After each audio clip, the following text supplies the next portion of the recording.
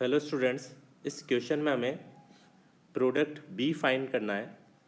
तो उसके लिए हमें क्या करना पड़ेगा? हमें करना पड़ेगा retro analysis, which means we have to work backwards. हमें प्रोडक्ट से रिएक्टेंट फाइंड करना पड़ेगा A, then only we can find what is B.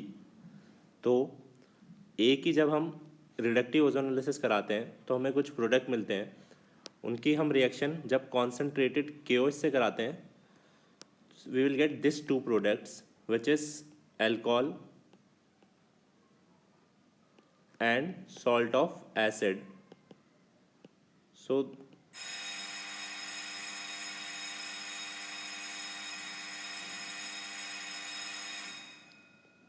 we can recognize that this is Cannizzaro reaction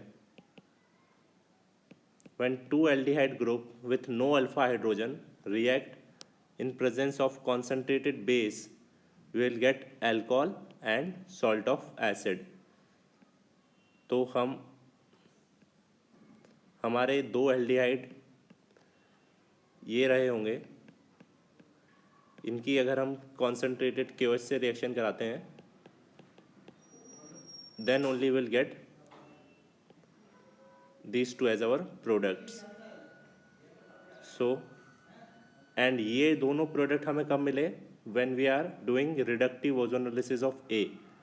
that means हमारा A क्या होगा? हमें क्या करना है? बस सी डबल बॉन्ड ओ को सी डबल बॉन्ड सी से रिप्लेस कर देना है।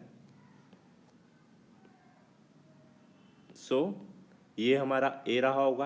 अगर अब इसकी रिडक्टिव ओजोन एनालिसिस कराते हैं तो हमें ये दोनों प्रोडक्ट मिले होंगे, उसका हम कॉन्सेंट्रेटेड केओएच से रिएक्शन कराएंगे, then only will get this two product. तो हमने इस क्वेश्चन में क्या करा है? हमने करा है रिवर्स एनालिसिस, जिसको हम रेट्रो एनालिसिस कहते हैं। प्रोडक्ट से हमने रिएक्टेंट फाइंड करा है। तो ये हमारा ए है।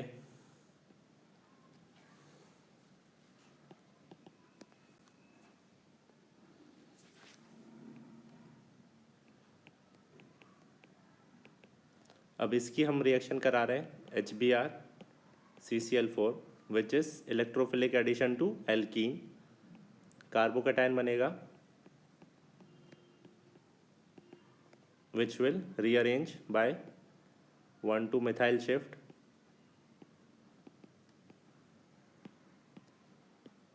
to give a more stable 3-degree carbocation,